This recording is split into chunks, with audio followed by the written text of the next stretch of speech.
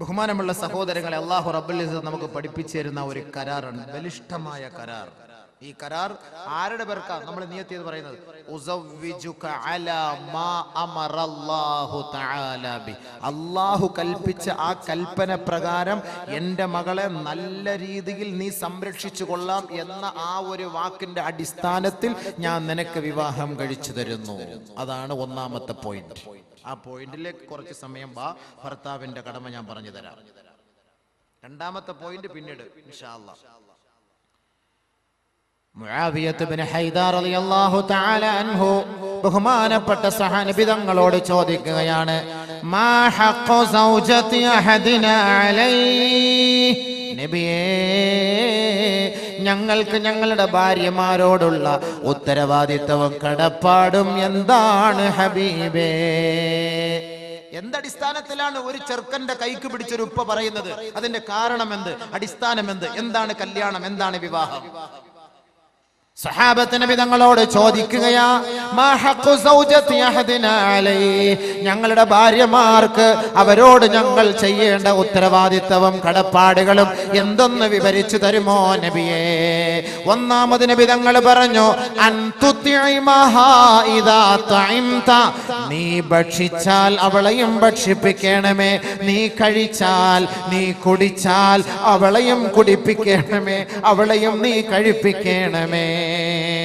ഒന്നാമത്തെ പോയിന്റ്, പട്ടിണിക്കിടാൻ പാടില്ല. ഭർത്താവ് നല്ല ഭക്ഷണം കഴിച്ചാൽ അതേ ക്വാളിറ്റിയുള്ള നല്ല ഭക്ഷണം തന്നെ ഭാര്യയ്ക്ക് വാങ്ങിക്കൊടുക്കണം. ഇസ്ലാമിക നിയമമാണത്. അതിന് കഴിവുള്ളവൻ. ഭർത്താവ് വെളിയിൽ പോയിട്ട് നല്ല മട്ടൻ ചാപ്സി, ചില്ലി ചിക്കൻ, ഫഹ്മ്, ബ്രോസ്റ്റ് ഇതൊക്കെ അടിച്ചിട്ട് ഭാര്യ വീട്ടിൽ ചാള ചാള ചാള എന്ന് തന്നെ എവിടെയും പറഞ്ഞ മീൻ, കേവലം വില കുറഞ്ഞ സാധനം, മത്തി മത്തി മന്നക്കല മത്തി ഫഹ്മിൻ ഉമ്മത്തി.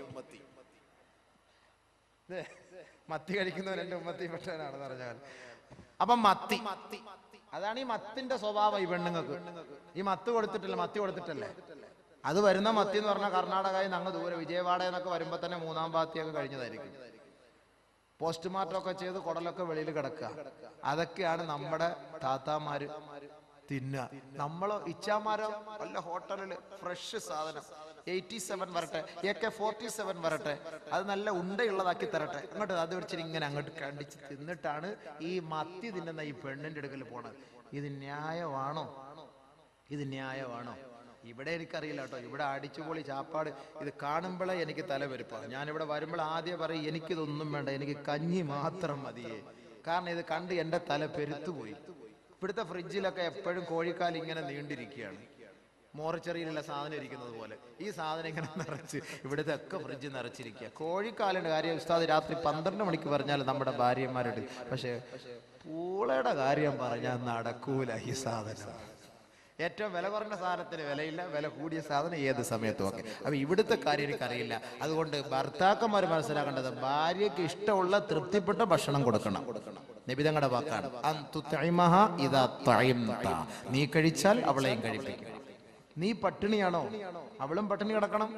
അവളുടെ ഉത്തരവാദിത്വം ഞാൻ പറയുന്ന കൂട്ടത്തിൽ പറഞ്ഞു തരാം. നീ നല്ല പോലെ കഴിച്ചാൽ അവൾക്കും അതേപോലെ കൊടുക്കണം. ജോലിയൊക്കെ കഴിഞ്ഞു വരുന്നു, ഒരു ഹോട്ടലിൽ കയറി മസാല ദോശ അടിച്ചു. എന്റെ ഭാര്യയ്ക്ക് മസാല ദോശ ഇഷ്ടം. അവിടെ നിന്നുകൊണ്ട് ഒന്ന് കറക്കണം. മസാല ദോശ എനിക്ക് വേണോ? ഞാൻ കഴിച്ചോണ്ടിരിക്കുക. അല്ല, നിങ്ങൾ കഴിച്ചിട്ട് വരെ. ഞാനിവിടെ പത്തല് കഴിച്ചു. പത്തല് തന്നെ അതിങ്ങനെ അടുക്കി ഫ്രിഡ്ജിനകത്ത് അതും സൂക്ഷിച്ച് വെച്ചിരിക്കുകയാണ്, പെട്ടെന്ന് ആവശ്യത്തിന് എടുത്തിട്ട് അപ്പളെ ചൂടാക്കി തിന്നാൻ. അപ്പൊ അങ്ങനെ പത്തല് കഴിച്ചു. നിങ്ങൾ വാങ്ങി കഴിച്ചോളി. ഇജാസത്ത് കിട്ടിയാൽ ഉഷാറായിട്ട് കഴിച്ചോളി. ഇല്ലെങ്കിൽ മെല്ലെ ഒരു പാർസൽ കൂടെ വാങ്ങിക്കൊണ്ട് അവൾക്ക് കൊടുക്കുക. നീ കഴിച്ചാൽ അവളെയും കഴിപ്പിക്കുക. നീ ധരിച്ചാൽ, വസ്ത്രം ധരിച്ചാൽ അവളെയും ധരിപ്പിക്കുക എന്ന് പറഞ്ഞാൽ അതിന്റെ അർത്ഥം എന്താ? നിങ്ങൾ നല്ല വസ്ത്രം ഭാര്യമാർക്ക് വാങ്ങിക്കൊടുക്കണം എന്നാണ് അതിന്റെ അർത്ഥം. നല്ല വസ്ത്രം നീ ധരിക്കുമ്പോൾ, നീ നല്ല അടിച്ചു പൊളിച്ച് വസ്ത്രം ധരിക്കുമ്പോൾ അവൾക്ക് ഒരുമാതിരി കീറിയ പാൻറ് വാങ്ങിക്കൊടുക്കാൻ പാടില്ല എന്നർത്ഥം. കാരണം എന്താ? ഇന്ന് മൊത്തം കീറിയ പാൻറ്റുകളാണ്. ഞങ്ങളുടെ സഹോദരിമാർ, ഞങ്ങളുടെ നാട്ടിൽ അങ്ങനെയാണ്. ഇവിടെ എല്ലാം പർദ്ദയാ. പക്ഷെ പർദ്ദ ഇട്ടിട്ട് കാര്യമില്ലല്ലോ, ബോഡി ഷേപ്പ് പർദ്ദയായിപ്പോയി. നാളെ ലാസ്റ്റ് ദിവസം പെണ്ണുങ്ങളെ കരയിപ്പിച്ചിട്ട് വിട്ടാ വരൂല.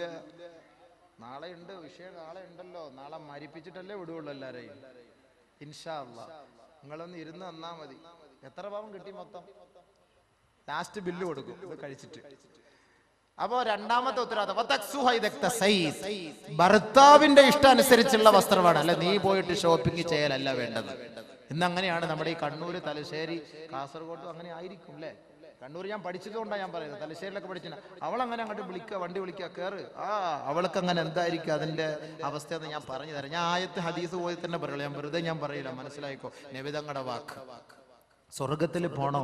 നമ്മൾ ഈ ഒരുമിച്ച് കൂടിയതും ഈ കല്യാണം എന്തിനാണ്? സ്വർഗത്തിൽ പോകാനല്ലേ, അല്ലാതെ ഇവിടെ അടിച്ചു പൊളിക്കാനാണോ? അല്ല, സ്വർഗത്തിലെത്താനാണ്. അതിനുള്ള വഴികളാണ് ഞാൻ പറഞ്ഞു തരുന്നത്. സ്വസ്ഥമായിട്ട് ഇരുന്നതാ പറഞ്ഞു തരാം ഇൻഷാ അല്ലാഹ്. അപ്പൊ രണ്ടാമത് വസ്ത്രം ഭർത്താവ് വാങ്ങി കൊടുക്കണം. ഭർത്താവിന്റെ തൃപ്തിക്കുള്ള വസ്ത്രമാണ് ഭാര്യയ്ക്ക് നമ്മൾ വാങ്ങി കൊടുക്കേണ്ടത്. ഇന്ന് ഒരുമാതിരി ഇറുകിയ വസ്ത്രം എന്നൊക്കെ പറഞ്ഞാൽ ആദ്യം ഗ്രീസ് പുരട്ടണം ശരീരത്തിൽ.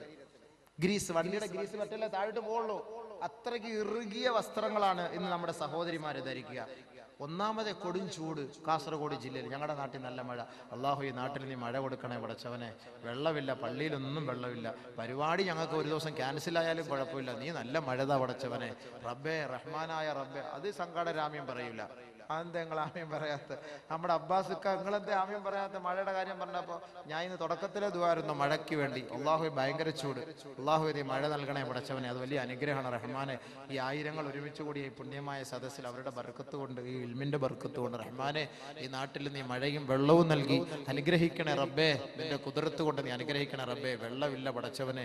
കുട്ടികളും കാലികളും വൃക്ഷങ്ങളും സസ്യങ്ങളും എല്ലാം ദാഹിക്കുന്നു പടച്ചവനെ, കഷ്ടപ്പെടുന്നു റബ്ബേ. നിന്റെ അനുഗ്രഹം ഒന്ന് ചൊരിയണേ നാദാ. എത്രയോ മഹാന്മാർ അന്ത്യവിശ്രമം കൊള്ളുന്ന നാടാണ് പടച്ചവനെ. റബ്ബേ, നിന്റെ അനുഗ്രഹം നീ നാട്ടിലേക്ക് ചൊരിയണേ പടച്ചവനെ. നീ കബൂലാക്കണേ അല്ലാഹുവേ. ഞങ്ങളുടെ പാവങ്ങളെല്ലാം നിന്റെ മുന്നിൽ പറഞ്ഞ് ഞങ്ങൾ പശ്ചാത്തപിക്കുന്നു അല്ലാഹുവേ. നീ ഞങ്ങളോട് കരുണ കാണിക്കണേ പടച്ചവനെ. ഞങ്ങളുടെ കുട്ടികളോട്, ഞങ്ങളുടെ മൃഗങ്ങളോട്, ഞങ്ങളുടെ സസ്യങ്ങളോട്, ഞങ്ങളുടെ വൃക്ഷങ്ങളോട് നീ കരുണ കാണിക്കണേ അല്ലാഹുവേ. ഞങ്ങൾക്ക് ആവശ്യമായ അനുകൂലമായ നിലയുള്ള മഴയും വെള്ളവും നൽകി ഞങ്ങളെ നീ സമാശ്വസിപ്പിക്കുകയും സന്തോഷിപ്പിക്കുകയും ചെയ്യണമേ തമ്പുരാനെ. ഇടയ്ക്ക് ഇങ്ങനെ ദുആയിരുന്നോളി, അത് കബൂലാവും ഇൻഷാ അല്ലാഹ്. നമുക്ക് മഴ കിട്ടിയ വലിയ സന്തോഷമല്ലേ. അള്ളാഹു അത് കബൂലാക്കി തെരുമാറാകട്ടെ. കാരണം നമ്മൾ ഒരുപാട് പെൺകുട്ടികളുടെ കണ്ണുനീരൊപ്പുന്നതിന് വേണ്ടിയുള്ള പരിശ്രമമാണ് നമ്മൾ ഇവിടെ നടത്തുന്നത്. അപ്പൊ അതിന്റെ പേരിൽ അള്ളാഹു നമ്മളെ സഹായിക്കും. വലിയ സഹായം അള്ളാഹു നമുക്ക് തരുന്നു. അതിന്റെ പേരിൽ അൽഹംദുലില്ലാഹ് അള്ളാഹു നമുക്ക് വെള്ളം തരും, യാതൊരു സംശയവുമില്ല. നിങ്ങൾ ധൈര്യമായിട്ടിരുന്നോളി. അപ്പോൾ ഭർത്താവിന്റെ അനുവാദമില്ലാതെ പോയി വസ്ത്രം എടുക്കരുത്. ഒരു ഭർത്താവ് ഇഷ്ടപ്പെടുന്ന വസ്ത്രം. അപ്പോൾ മോഡേൺ വസ്ത്രം വാങ്ങിക്കൊടുക്കാതെ അവളുടെ ഔറത്ത് മറിഞ്ഞു കിടക്കുന്ന മാന്യമായ വസ്ത്രം ഭർത്താവിന്റെ അനുവാദത്തോടു കൂടി ഭർത്താവ് വാങ്ങിക്കൊടുക്കട്ടെ. രണ്ടാമത്തെ ഉത്തരവാദിത്വം. മൂന്ന്,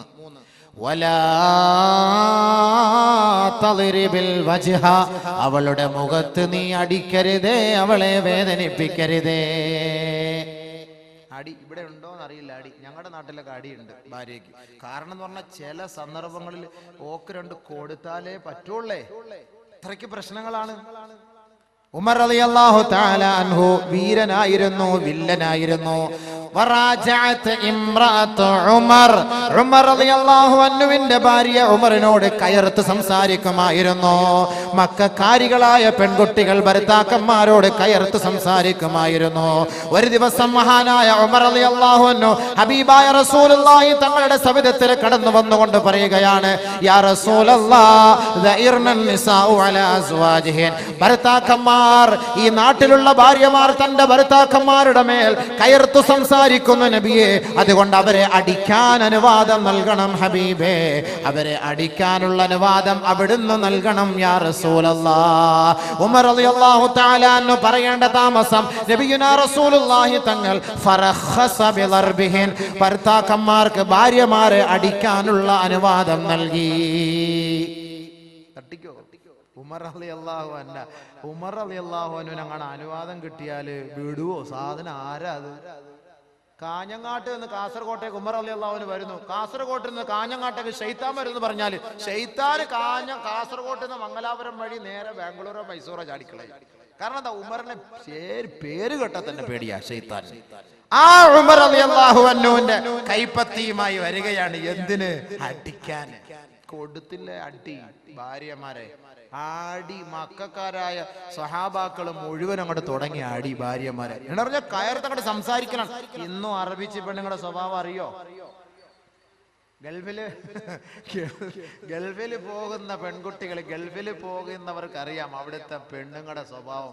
അറബികള് പൈസ ആദ്യം വാങ്ങിയിട്ട് പൈസ കൊണ്ടുപോകുന്ന ഉടനെ പോക്കറ്റിൽ നിന്ന് ആദ്യം എന്ന് പറഞ്ഞ് ഇങ്ങനെ ഒറ്റ പിടിയാ. അതിനു മുമ്പ് 5000-16 റിയാൽ കിട്ടിയാൽ ഒരു 4000 റിയാൽ വണ്ടിയുടെ സീറ്റിൽ ഒളിപ്പിച്ച് വെക്കും ഭർത്താക്കന്മാര്. 6000 റിയാൽ പോക്കറ്റിൽ വെക്കും. കാരണം എന്താ, പോയ ഉടനെ കയറിഞ്ഞ് പിടിക്കും. അത് അങ്ങനെയാണ് അവിടെ. അപ്പൊ അത്രയ്ക്കും കയർത്ത് അറബികളുടെ ഒരു സംസ്കാരമായിരുന്നു, അങ്ങനെ കയർത്ത് സംസാരിക്കുമായിരുന്നു. ഭാര്യമാരങ്ങനെ കയർത്ത് സംസാരിച്ചു. ഭർത്താക്കന്മാർ അടിയും തുടങ്ങി, രക്ഷയില്ല. ഒരു ദിവസം അതാ പാതിരാത്രി അള്ളാഹുവിന്റെ റസൂലിന്റെ വീട്ടിലേക്ക് സ്ത്രീകളുടെ മാർച്ച്.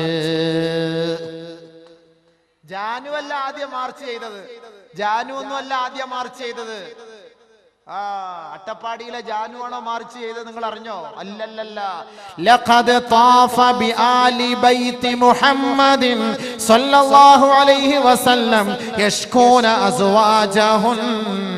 ഒരു ദിവസം പാതിരാ സമയമെത്തിയപ്പോൾ ആയിഷ ബീവിയുടെ വീടിന്റെ ജുമ്മറപ്പടി നിറയെ സ്ത്രീകൾ ബഹുമാനപ്പെട്ട നബിയുനാ റസൂലുള്ളാഹി തങ്ങളുടെ മുബാറക്കായ വീടുകൾ വലയം ചെയ്തുകൊണ്ട് സ്ത്രീരത്നങ്ങൾ അതാ സിന്ദാബാദ് വിളിക്കുകയാ. ആരെ കുറിച്ച്? വീടില്ല, വസ്തുവില്ല, ഭൂമിയില്ല, ഞങ്ങൾക്ക് പട്ടയമില്ല, വെള്ളമില്ല, മണ്ണെണ്ണയില്ല, റേഷനറി ഇല്ല, അതൊക്കെ ഞങ്ങൾക്കുണ്ട്. യഷ്കൂന അസ്വാജഹുൻ, തന്റെ ഭർത്താക്കന്മാരെ കുറിച്ചുള്ള പരാതിയാണ്. നബിയേ, മഹദിയേ, ഞങ്ങളുടെ ഭർത്താക്കന്മാർ ഞങ്ങളെ വല്ലാണ്ട് തല്ലുന്നു, അതിനുള്ള പരിഹാര മാർഗം കാണണം. അള്ളാന്റെ റസൂലിനോട് ആയിഷ ബീവി പറഞ്ഞു, ഇതാ ഈ സ്ത്രീ സമൂഹം വന്നുകൊണ്ട് അവരുടെ ആവലാദികൾ പറയുന്നു, നബിയെ, അവരുടെ ഭർത്താക്കന്മാർ അവരെ വേദനിപ്പിക്കുന്നു, അടിക്കുന്നു എന്ന പരാതിയുമായി വന്നിരിക്കുകയാ. അല്ലാഹുവിന്റെ റസൂൽ പരസ്യ പ്രഖ്യാപനം നടത്തുകയാ, ലൈസ ഉലൈക ബിഖിയാരിഹിം, ഭർത്താക്കന്മാരെ, ഭർത്താക്കന്മാരെ, നിങ്ങൾ ആരെങ്കിലും തങ്ങളുടെ ഭാര്യമാരെ അടിക്കുന്നുവെങ്കിൽ അവർ നല്ല സംസ്കാരമുള്ളവരല്ല, അവർ നല്ലവരെ അല്ല, അവർ നല്ലവരെ അല്ല. അടിക്ക് പരിസമാപ്തി കുറിച്ചുകൊണ്ട് നബിയുനാ റസൂലുള്ളാഹി തങ്ങൾ ഓർഡിനൻസ് പുറപ്പെടുവിച്ചു. മാത്രമല്ല, ഹബീബായ റസൂലുള്ളാഹി തങ്ങൾ വീട്ടിൽ നിന്ന് ഇറങ്ങി വന്ന് എണ്ണി നോക്കിയപ്പോൾ 70ഓളം പെൺകുട്ടികളാണ് പാതിരാ സമയത്ത് ഭർത്താക്കന്മാരുടെ പീഡനത്തിന് ഇരയായി നബി തങ്ങളുടെ സെക്രട്ടേറിയറ്റിന് മുന്നിൽ മാർച്ചുമായി വന്നത്. പാതിരാ സമയത്ത് 70ഓളം പെണ്ണുങ്ങൾ. നബി തങ്ങൾ സല്ലല്ലാഹു അലൈഹി വസല്ലമ തങ്ങൾ പറഞ്ഞു, വലാ തളിരിബിൽ വജ്ഹ, പെണ്ണിന്റെ മുഖത്ത് നിങ്ങൾ അടിക്കരുത്. വലാ തുഖബ്ബിഹ്, അവളെ മോശമായി പറയരുത്. ഭർത്താക്കന്മാരെ മനസ്സിലാക്കി നബി തങ്ങളുടെ കുടുംബ ജീവിതത്തിലേക്ക് അല്പം ഒന്ന് ശ്രദ്ധിക്കുക. ഭർത്താവിന്റെ കടമ. ഒരു ദിവസം ഉമറിന്റെ ഭാര്യ ഉമറിനോട് കയർത്ത് സംസാരിച്ചു. ഉടനെ ഉമർ റളിയല്ലാഹു തആല അൻഹു ചോദിച്ചു, എടി മണ്ടി പെണ്ണെ, നീ എന്നോട് നീ കയർത്ത് സംസാരിക്കുക, അത്രയ്ക്കും നീ അങ്ങോട്ട് വലിയ ആളായ, എന്നോട് കയർത്ത്? ഞാൻ ആര്? ഉമർ. എന്നോട് നീ കയർത്ത് സംസാരിക്കുകയോ? ഉടനെ ഉമർ റളിയല്ലാഹു അൻഹുവിന്റെ ഭാര്യ പറയുകയാ, ഇന്ന അസ്വാജ റസൂലില്ലാഹി സ്വല്ലല്ലാഹു അലൈഹി വസല്ലമ യുറാജിഉനഹു വയഹ്ജുറുനഹു യൗമൻ ഇലൽ ലൈൽ വഹുവ ഖൈറും മിൻക.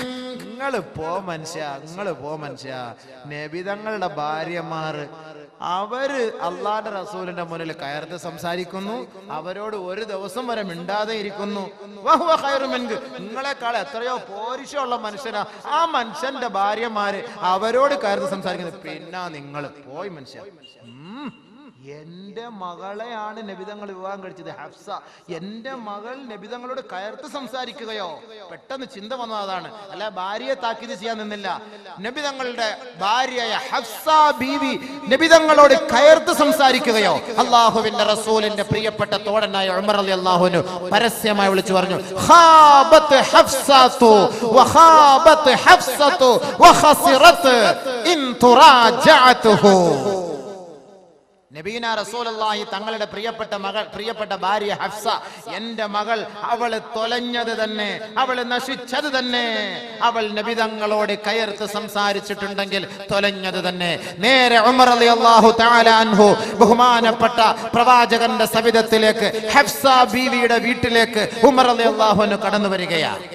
ഉമർ റളിയല്ലാഹു അൻഹു ഇവിടെ ശ്രദ്ധിക്കേണ്ടത് ഒരു കാര്യം, ഇവിടെ ശ്രദ്ധിക്കേണ്ടത് ഭാര്യമാർ, നമ്മുടെ പെൺകുട്ടികളെ ഉമ്മമാർ വിവാഹം കഴിപ്പിച്ച് അയക്കുമ്പോ പെൺകുട്ടിയുടെ ഭാഗത്തു നിന്ന് വല്ല അപാകതകൾ വന്നാൽ ഉപ്പമാർ പരിഹരിക്കണം എന്നതിന്റെ തെളിവാണ് ഉമർ റളിയല്ലാഹു അൻഹു ഇവിടെ നമുക്ക് ചർച്ച ചെയ്ത് പഠിപ്പിച്ചിരുന്നത്. ഉമർ റളിയല്ലാഹു തആല അൻഹു നേരെ വന്നു ഹഫ്സ ബിയുടെ അരികിലേക്ക് വന്നു. ഹഫ്സയെ വിളിച്ചിട്ട് പറഞ്ഞു, യാ ഹഫ്സ, എടി പെണ്ണെ ഹഫ്സ, ലാ തഗ്തറി ബിബ്നതി ഇബ്നി അബി ഖുഹാഫ.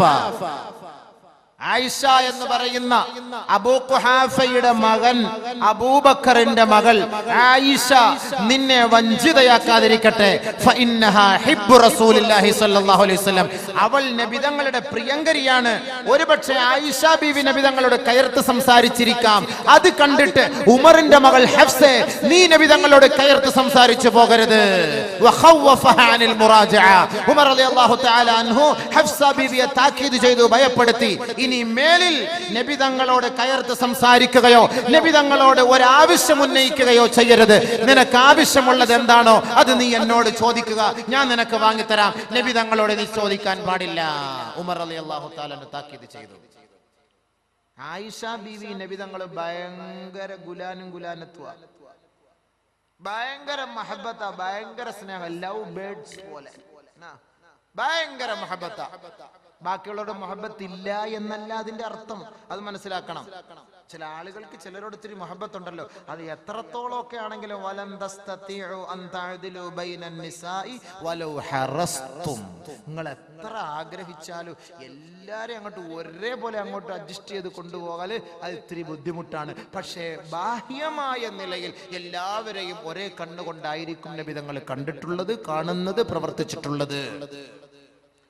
സ്നേഹം അത് ചിലരോട് ഒരു ഇത്തിരി അല്പസ്നേഹം കൂടും, അതുകൊണ്ട് ബാക്കിയുള്ളവരോട് സ്നേഹം ഇല്ല എന്നല്ല അതിന്റെ അർത്ഥം. ഭർത്താക്കന്മാരുടെ ഉത്തരവാദിത്തം, ഭാര്യമാരുടെ കടമ നാളെ പറഞ്ഞാൽ മതിയല്ലോ. ഭർത്താക്കന്മാരുടെ പറഞ്ഞ് തീരുമ്പോഴത്തേക്ക് ഏകദേശം സമയമാകും. ഭാര്യമാരുടെ നാളെ പറഞ്ഞിട്ട് മരിച്ചില്ലെങ്കിൽ നമുക്ക് കുറച്ചുകൂടെ ജീവിക്കാം, അല്ലെങ്കിൽ നമുക്ക് ഇനി അടുത്ത ദിവസം നമുക്ക് വീണ്ടും നമുക്ക് മരിപ്പിക്കാൻ ഒരു സദസ്സ് സംഘടിപ്പിക്കാം. ഇത് ആദ്യം പറയട്ടെ, സ്വസ്ഥമായിട്ട് പറയാം, കുറച്ച് പറയാമല്ലോ. ഒരു 10, 10:30, 10:45 വരെ നമുക്ക് ആണുങ്ങളെ കുറച്ച് കല്യാണം നടക്കാൻ പോകും. മഹറിന് വന്നിട്ട് നെയ്ച്ചോറും കോഴി ബിരിയാണി അടിച്ചിട്ട് പോയിട്ട് കാര്യമില്ല. എന്താണ് കല്യാണം എന്ന് പറയണമല്ലോ. ഇവർ ഈ തന്ന ഫുലൂസിനൊക്കെ കാരണം ഉണ്ടാവണമല്ലോ. അതുകൊണ്ട് നല്ലപോലെ ശ്രദ്ധിച്ചോളി. എങ്ങനെയായിരിക്കണം ഒരു കുടുംബ ജീവിതം, ഭാര്യ ഭർത്തൃ ബന്ധം എങ്ങനെയായിരിക്കണം? ഒരു ഉപ്പ ഒരു ഉമ്മ മകളെ വിവാഹം കഴിപ്പിച്ച് അയച്ചാൽ എങ്ങനെയായിരിക്കണം അവളോടുള്ള സമീപനം? ഒന്ന് ശ്രദ്ധിച്ച് മനസ്സിലാക്കണം. പഠിക്കാനുള്ള ഉപദേശ നസീഹത്താണ്. ദീനിന്റെ വാഴ് നസീഹത്ത് എന്നൊക്കെ പറഞ്ഞാൽ ഇതൊക്കെയാണല്ലോ ബയാൻ എന്ന് പറയുന്നത്. അതുകൊണ്ട് ഇൻഷാ അള്ളാഹ് മതവിജ്ഞാന സദസ്സ് എന്ന് പറയുമ്പോൾ വിജ്ഞാനമാണ് നമ്മൾ ഇവിടെ നിന്ന് കേൾക്കേണ്ടതും പഠിക്കേണ്ടതും നുകരേണ്ടതും, അത് മനസ്സിലാക്കി നമ്മൾ പോകേണ്ടതും ഇൻഷാ അള്ളാഹ്. ബഹുമാനമുള്ള സഹോദരങ്ങളെ, ബഹുമാനപ്പെട്ട നബിയുനാ റസൂലുള്ളാഹി സ്വല്ലല്ലാഹു അലൈഹി വസല്ലമ തങ്ങളും അവിടുത്തെ മഹദിയായ ആയിഷ ബീവിയും തമ്മിലുള്ള കുടുംബ ജീവിതത്തിന്റെ ചില സംഭവങ്ങൾ നിങ്ങളുടെ മുന്നിൽ ഞാൻ അവതരിപ്പിക്കാം. ഒരു ദിവസം وجرى بينها وبينه كلام. ആയിഷ ബീവിക്കും നബി തങ്ങളുടെയും ഇടയിൽ ഒരു ദിവസം ചർച്ചയുണ്ടായി. ഭാര്യയും ഭർത്താവും തമ്മിൽ വഴക്കുണ്ടാകും, അതിന്റെ തെളിവാണ് ഞാനിപ്പോ ഈ പറഞ്ഞത്. ഭാര്യയും ഭർത്താവും തമ്മിൽ വഴക്കുണ്ടാകും, സംസാരമുണ്ടാകും. പക്ഷെ എങ്ങനെയായിരിക്കണം ആ സംസാരത്തെ നാം അതിജയിക്കേണ്ടത്? ഒരു ദിവസം ആയിഷ ബീവിയും ഹബീബായ റസൂലുള്ളാഹി തങ്ങളും ചർച്ചയിലാണ്. ശബ്ദകോലാഹലം, വഴക്കുണ്ടായി. വജറാ ബൈനഹാ വബൈനഹു കലാം. രണ്ടുപേര് സംസാരം മൂർധന്യാവസ്ഥയിലെത്തിയപ്പോ നബി തങ്ങൾ തീരുമാനിച്ചു, നിന്റെ ഉപ്പയെ ഇപ്പൊ ഞാൻ വിളിപ്പിക്കും, നിന്റെ ഉപ്പയെ ഇപ്പൊ വിളിപ്പിക്കും. ആരാ ഉപ്പ? അബൂബക്കർ സിദ്ദീഖ്. ഹത്താ അദ്ഖലാ ബൈനഹുമാ. നബിയുനാ റസൂലുള്ളാഹി തങ്ങൾ ആളിനെ വിട്ടുകൊണ്ട് ആയിഷ റളിയല്ലാഹു തആല അൻഹയുടെ പിതാവായ അബൂബക്കർ സിദ്ദീഖ് റളിയല്ലാഹു അൻഹുവിനെ വിളിച്ചു വരുത്തുകയാ. ഹകമൻ, വിധി നിർണയം നടത്താൻ. ഇവിടെ ഭാര്യയും ഭർത്താവും തമ്മിൽ വഴക്ക്. ഇവർക്ക് രണ്ടുപേർക്കും കോംപ്രമൈസ് ചെയ്യിപ്പിക്കാൻ ആരാ വരുന്നത്? ആയിഷ ബീവിയുടെ ഉപ്പ വരികയാണ്. അവർക്കിടയിൽ അബൂബക്കർ കടന്നു വരികയാണ്. ഹക്കമൻ ജഡ്ജിയായി അബൂബക്കർ സിദ്ദീഖ് റളിയല്ലാഹു അൻഹു വന്നു. നബി തങ്ങൾ ആയിഷ ബീവിയോട് പറഞ്ഞു, തുകല്ലിമീന ഔ അതകല്ലമു.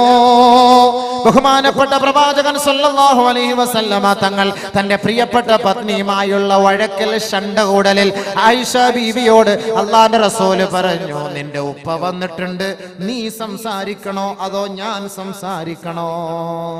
ചോദ്യം നോക്കണേ, എത്ര മാന്യമായ രീതിയിലല്ലേ പെണ്ണെ, നിന്റെ ഉപ്പ വന്നിട്ടുണ്ട്, തുകല്ലിമീന ഔ അതകല്ലമു, നീ സംസാരിക്കണോ അതോ ഞാൻ സംസാരിക്കട്ടെയോ? ആയിഷ ബീവി പറഞ്ഞ വാക്ക് കേട്ടോ, നല്ലപോലെ ശ്രദ്ധിച്ചോണം. തകല്ലം ബൽ തകല്ലം അൻത, അല്ല നിങ്ങൾ സംസാരിച്ചോളി, നിങ്ങൾ പറഞ്ഞോളി. എന്നിട്ട് ശേഷം ആയിഷ ബീവി ഒരു വാക്കൂടെ കൂട്ടിച്ചേർത്തു, വലാ തഖുൽ ഇല്ലാ ഹഖ്ഖാ, നമുക്കിടയിൽ നടന്ന സത്യം മാത്രമേ പറയാവൂ, ഇല്ലാത്തതൊന്നും കൂട്ടി പറയരുതേ. ആരുടെ മുഖത്ത് നോക്കിയിട്ടായി പറയണത്? നമ്മളെ പോലുള്ള സാദാ സീത ഒരു ഭർത്താവിന്റെ മുഖത്ത് നോക്കിയിട്ടാണോ ഈ പറയുന്നത്? നബിയുനാ റസൂലുള്ളാഹി തങ്ങളുടെ മുഖത്ത് നോക്കിക്കൊണ്ട് ആയിഷ ബീവി റളിയല്ലാഹു അൻഹ പറയുകയാണ്, നിങ്ങൾ സംസാരിച്ചു കൊള്ളുക, പക്ഷേ വലാ തഖുൽ ഇല്ലാ ഹഖ്ഖാ, സത്യം മാത്രമേ പറയാവൂ. അബൂബക്കർ സിദ്ദീഖിന് ഉച്ചി മുതൽ ഉള്ളങ്കാൽ വരെ പെരുത്തു വരികയും അബൂബക്കർ സിദ്ദീഖ് അടിക്കുകയും ഹത്താ ദുമിയ ഫിഹാ, അവളുടെ മുഖത്ത് നിന്ന് വായിൽ നിന്ന് രക്തമൊലിക്കുകയും സ്വന്തം മകളുടെ കർണപുടത്തിന് ഒരൊറ്റയടി അബൂബക്കർ സിദ്ദീഖ് റളിയല്ലാഹു തആല പിതാവ്. കാരണം എന്താ? അബൂബക്കർ സിദ്ദീഖ് ഫഖാല പറഞ്ഞു, യാ ഉദയ്യതു നഫ്സഹ, തന്റെ ശരീരത്തെ നശിപ്പിച്ച പെണ്ണെ, അവ യഖൂലു ഗൈറൽ ഹഖ്, ഈ ഇരിക്കുന്നത് ആരെന്ന് നീ അറിഞ്ഞോ? ലോകത്തിന്റെ നായകൻ, സത്യം ലോകത്ത് വിളിച്ചോതാൻ വന്ന ഹബീബായ റസൂലുള്ളാഹി തങ്ങൾ, ഈ ഹബീബായ തങ്ങൾ കള്ളം പറയുമെന്നോ? എന്ത് വിഡ്ഢിത്തമാണ് നീ വിളിച്ചു പറയുന്നത്? ബഹുമാനപ്പെട്ട അബൂബക്കർ സിദ്ദീഖ് റളിയല്ലാഹു തആല അൻഹു ആയിഷ ബീവി അടിച്ച അടിയിൽ വായിൽ നിന്ന് രക്തമൊലിച്ചു. അബൂബക്കർ സിദ്ദീഖ് റളിയല്ലാഹു അൻഹു പിതാവാണ്.